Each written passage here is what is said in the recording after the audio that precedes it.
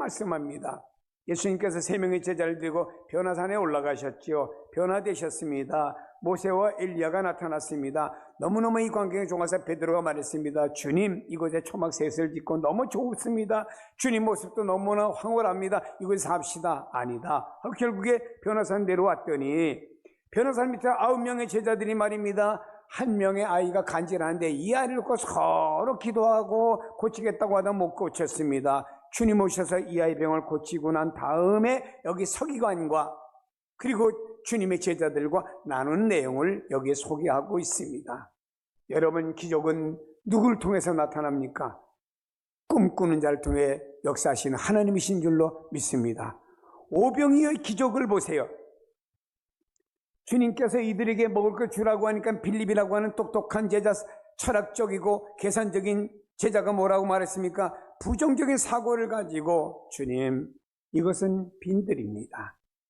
주님, 해가 저물어가고 있습니다. 주님, 200데나리온 갖고도 모자랍니다. 주님, 주변에 인가도 없습니다. 주님, 돈 있다고 해서 어디가 먹을 걸 구해오겠습니까? 불가능합니다. 안 됩니다. 안 됩니다. 여기 있는 빌립은 부정적인 사고로 가득 찬 사람이기 때문에 이런 말을 할 수밖에 없었습니다.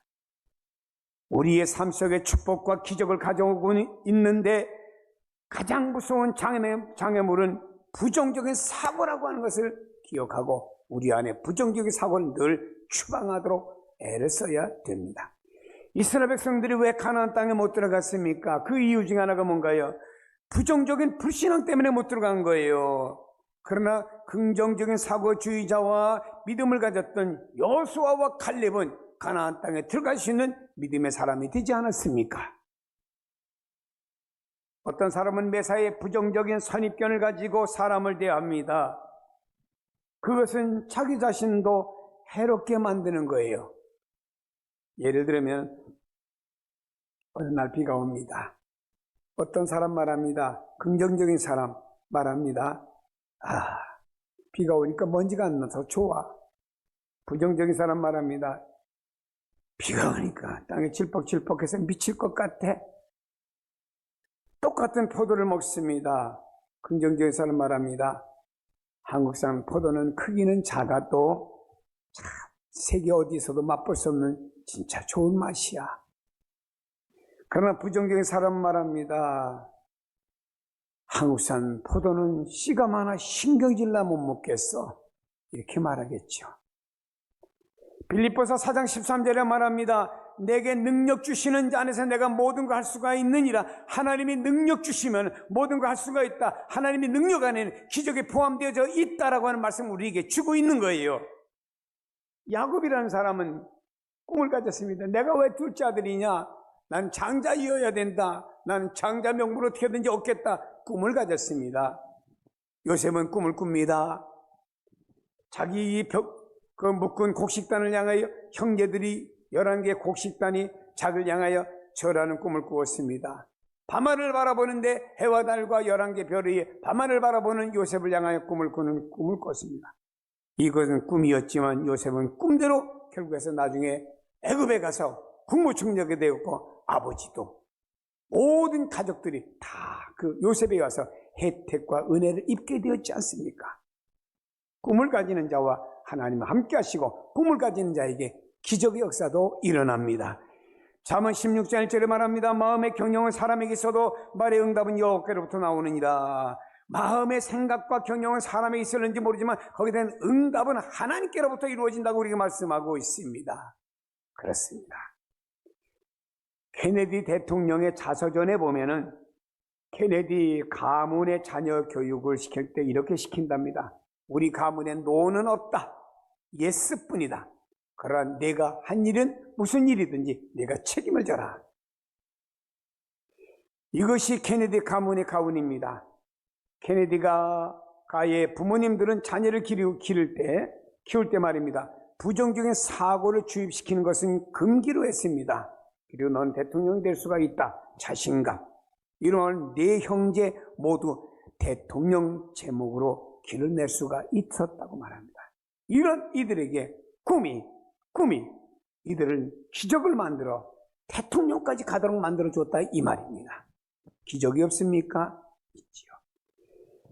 기적의 주인공들은 길가에 가다가 말입니다. 농촌에 개똥 참외밭에서 하나 참외를 얻어먹는 것이 아닙니다.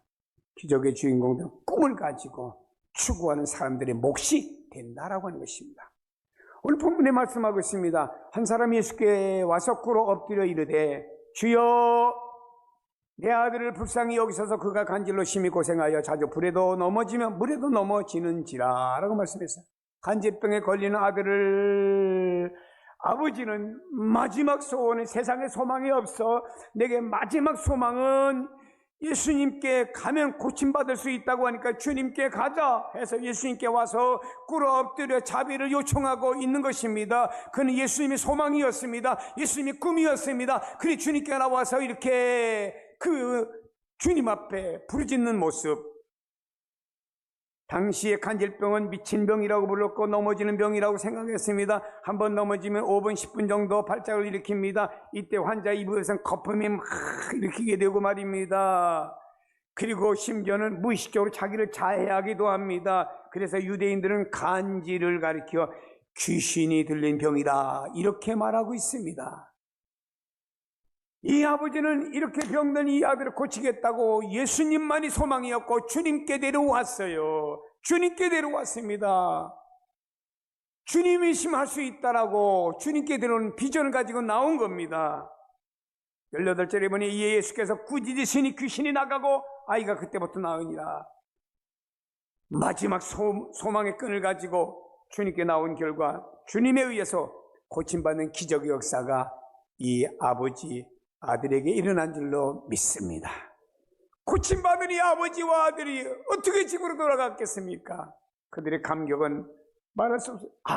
우리 가정에 기적이 일어났다고, 우리가 주님 앞에 나가면 해결받을 수 있다는 꿈과 비전을 가져왔더니 이렇게 이루어졌다는 얼마나 감격했겠습니까? 꿈을 가지세요. 꿈을 가지세요. 꿈을 가지세요. 17절에 보니 믿음이 없고 패역한 세대여라고 말했습니다. 진정한 믿음을 지적하고 있습니다. 유대 종교 지도자들은 스스로 이스라엘 선생으로서 자처합니다. 우리는 믿음이 좋다고, 이만한 신앙생활 잘한다고, 이만한 우리는 하나님 말씀을 많이 안다라고, 이만한 우리가 신앙생활에 남보다 잘하고 있다고 스스로 자처하고 있었습니다. 여기에 아주 어려서부터 간질병으로 고생하는 아이가 찾아왔습니다. 이 아이에게는 아무런 이 이스라엘의 선생들은 도움을 주지 못했습니다. 오히려 아이와 그 가족의 아픔을 위로해 주기보다는 정결법에 안 맞아 엄한 규칙으로 많은 굴레를 그를 더 어렵게 만들어 주었지 고치는 데는 아무런 도움을 주지 못했다라고 하는 것입니다. 예수님께서는요, 제자들의 믿음에 조금도 지적했지만 본문에서 믿음이 없고라고 하는 말은 철저한 불신앙을 가르치는 말이기 때문에 예수님이 책망한 사람은 여기에서 제자들이 아니고 먼저 서기관들이었습니다. 예수님께서는 한 아이의 간질 환자를 고치신 다음에 서기관들을 믿음이 없는 불신앙에 가깝다고 지적을 했습니다. 물론 제자들에게도 믿음이 작다라고 지적은 했습니다. 믿음이 없이는 하나님의 어떤 역사, 즉 하나님의 어떤 기적도 나타나지 않습니다. 20절에 말합니다. 만일 너에게 믿음이 겨자씨 한 알만큼만 있어도 이 산을 명하여 여기서 저기로 옮겨지라 하면은 옮겨질 것이요 또 너희가 못할 것이 없으리라 말씀하고 있죠. 이 구절은 믿음에 대한 보충 설명을 하고 있는 말씀인데, 한 겨자씨나 산 믿음에 대한 보충 설명을 하십니다. 산 믿음을 설명하기 위해서 주님께서 소재로 하시는 말씀은 겨자씨와 산을 말합니다. 겨자씨는 얼마나 씨가 적으냐, 씨를 놓고 내가 콧김만 이렇게 여기 있어도 날아갈 정도로 그렇게 자그마하고 가벼우십니다. 산은 얼마나 큽니까? 큰 보이는 산이 있죠. 겨자씨와 산은 크기에 있어서 비교할 수 없을 정도로 큰 차이를 드러내고 있습니다만, 여기에서 예수님께서 말씀하시고자 하는 믿음의 크고 적은 것, 다시 말해 겨자씨는 매우 작지만 그 겨자씨를 심고 거기에 물을 주고 좋은 영양분을 먹이면 이게 싹이 나가지고 커집니다. 커서 나무가 돼요.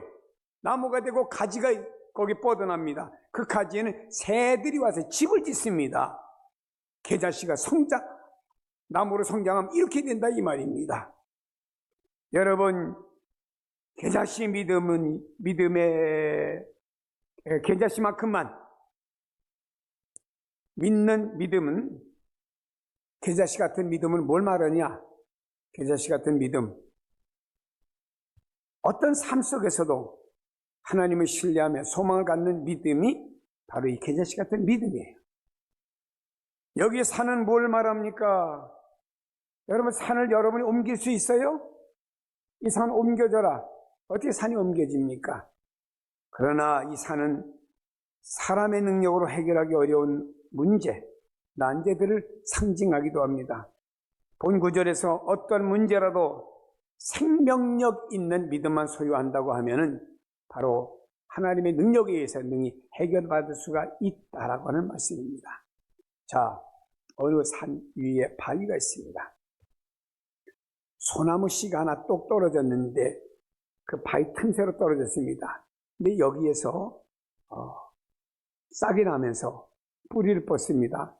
소나무가 점점 자랍니다. 뿌리가 점점 뻗습니다. 이 소나무가요, 소나무 뿌리가 바위 틈에 갈라진 부분이 있어요. 그 사이사이로 계속 뻗어나갑니다. 이 소나무가 성장하다 보니까요, 뿌리가 뻗어나가면서 결국엔 바위가 갈라져요. 여러분, 작은 시지만 이것이 성장하면서 바위를 가른다니까요. 여러분이요, 부족한 믿음 2%가 있습니까? 채우세요. 하나님께 매달리세요. 야고보서 1장 6절에 말합니다. 오직 믿음으로 구하고 조금 더 의심하지 말라. 의심하는 자는 마치 바람에 밀려 요동하는 바다 물결 같으니 이런 사람은 무엇이든지 죽기 얻기를 생각지 말라. 믿음으로 구하지 않고 의심하는 사람은 하나님 앞에 아무것도 얻기를 원하지 말라. 이렇게 말씀한 겁니다. 바람에 밀려 요동하는 바다 물결은 뭘 말합니까? 바람에 부르니까 이리 갔다 저리 갔다 하는 바다 물결은 뭘 말합니까? 태풍에 의해서 바다 물결이 왔다 갔다 하지 않습니까? 여러분, 이것은 내 사고와 감정에 의해서 요동치는 나를 말하는 것입니다. 어떤 때 믿음이 좋은 것 같다가 어떤 사고와 감정에서 이것 때 휙 가버리면 안 된다 이 말입니다. 오직 믿음이라고 하는 말은요, 다른 방법이 없습니다. 기적은 믿는 자에게 나타나는 줄로 믿으시기를 바랍니다. 여러분, 이스라엘 백성들이 가나안 땅에 들어가기 위해서 지금 요단강을 건너가야 됩니다. 여기 제사장들이 법궤를 메고 요단강을 밟아서 무릎까지 물이 차는 순간에 요단강은 갈라졌어요. 법궤를 메고 건너가면 갈라진다고 하는 믿음이, 요단강 물이 갈라지는 기적 역사가 성경에 나타났습니다. 그러므로 사랑하는 여러분요, 우리에게 필요한 건 믿음입니다. 믿음이 이깁니다. 믿음이 승리하게 합니다. 믿음이 축복받게 합니다. 믿음이 기적을 만듭니다. 그게 믿음입니다. 다음에는 14절 15절에 보니 예수께 와서 꿇어 엎드려 이르되 주여 내 아들을 불쌍히 여기소서. 이 아버지는요, 기도의 무릎으로 하나님을 부르는 내용을 말씀하고 있는 내용입니다. 자녀의 불치병을 가진 아버지는요, 당시 어떤 방법으로 고칠 수가 없기 때문에 주님께 기적을 바라는 마음을 가지고 예수님께 나와서 무릎을 꿇었습니다. 엎드렸습니다. 내 아들을 불쌍히 여겨달라고. 그래서 사람 구실지 마게 해달라고 간구합니다. 이 아버지가 대충 간구하겠습니까? 주님이 이제는 마지막 주님밖에 없습니다. 이제 주님이 노하시면 내 아들은 영영 이렇게 살다가 끝나는 인생 되고 맙니다. 그러나 주님이 긍휼을 베풀어 주시면 내 아들은 날 수가 있습니다. 나의 아들의 마지막 희망은 예수님 당신밖에 없습니다. 주님 앞에 나와 애원하는 그 아버지의 애원이 얼마나 간절했겠습니까?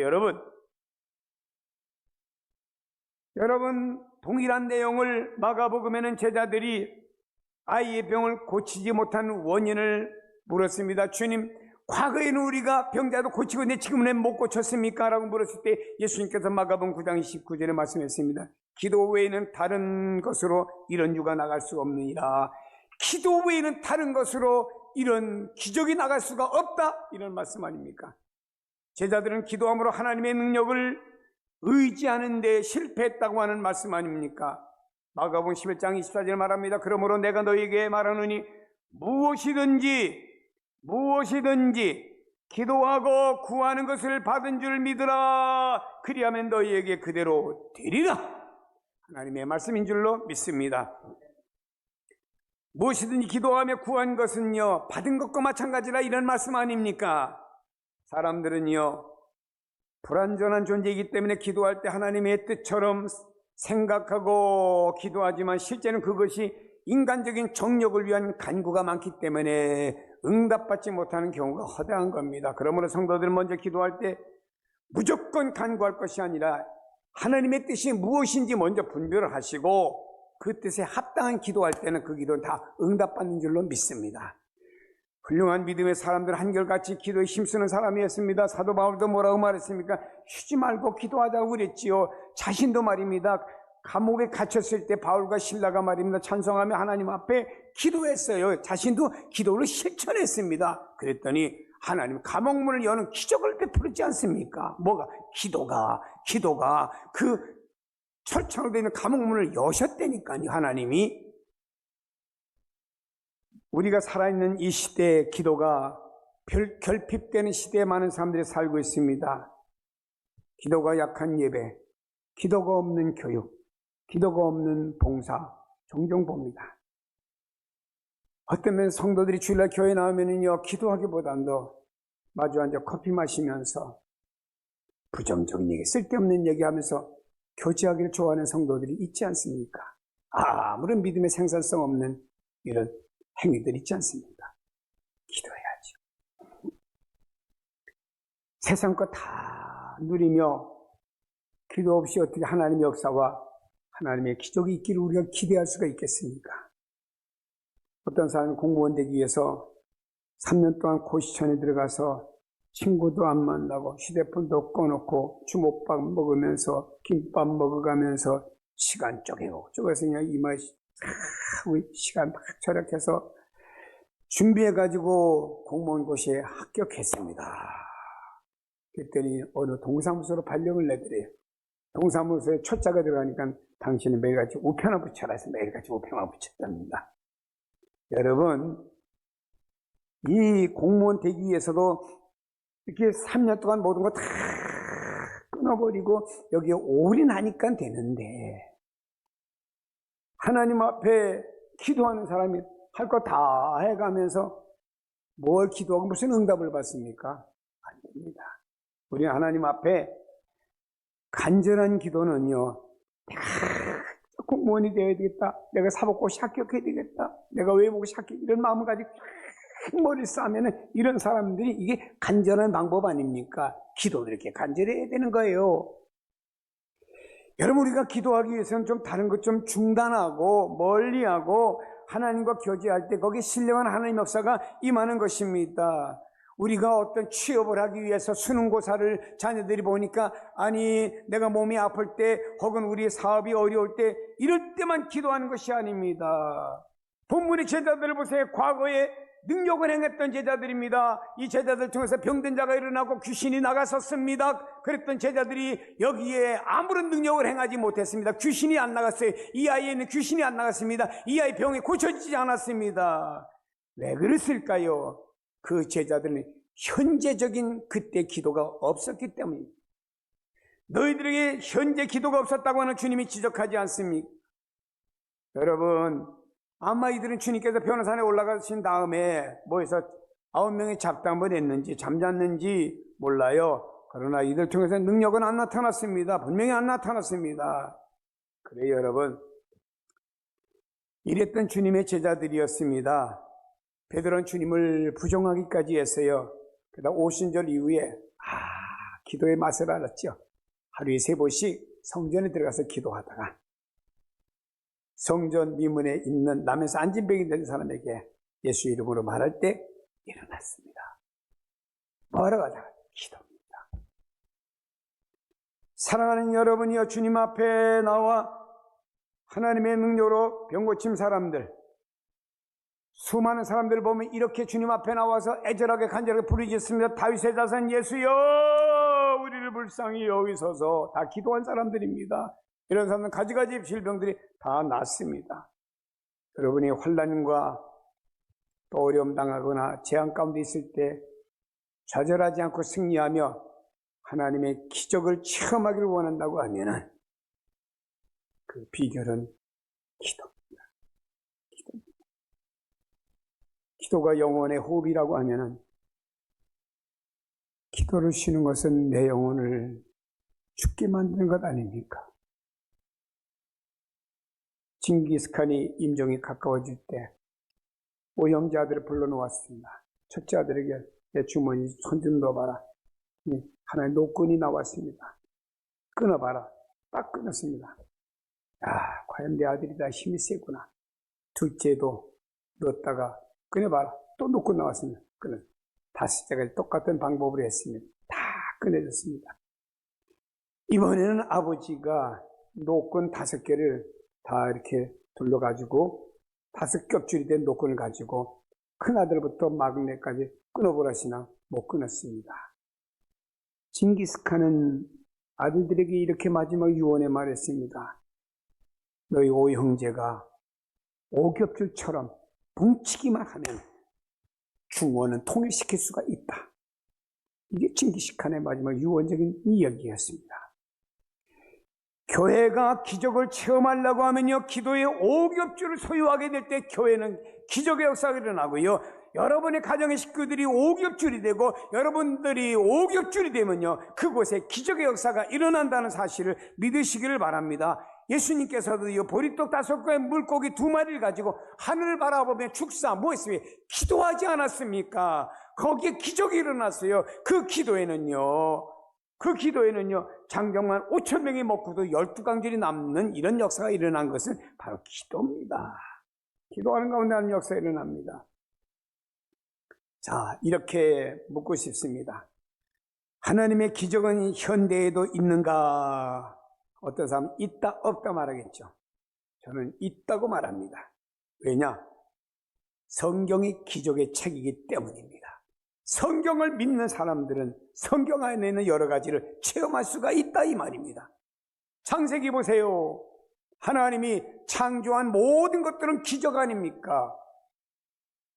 요한계시록 보세요. 새하늘과 새 땅 하나님 나라 준비했잖아요. 이거 기적 아닙니까? 하나님이.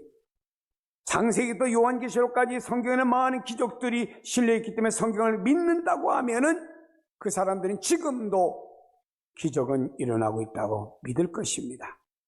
여러분이요, 분명한 꿈을 가집시다. 진정한 믿음의 소유자가 됩시다. 기도의 무릎이 낙타의 무릎같이 되어보십시다. 변화많은 삶 속에서 하나님의 능력으로 기적을 체험함으로 날마다 여러분이 세워지기를 주님의 이름으로 축복합니다. 기도하겠습니다. 하나님 아버지 감사합니다. 한 가정의 아버지가 처참한 아들의 모습을 보다 못해 주님께로 비전을 가지고 나와서 믿음을 가지고 주님께 기도하게 될 때 놀라운 기적 역사가 일어나게 되었습니다. 하나님 아버지, 우리 삶 속에도 이런 역사가 일어나기를 간절히 소원합니다.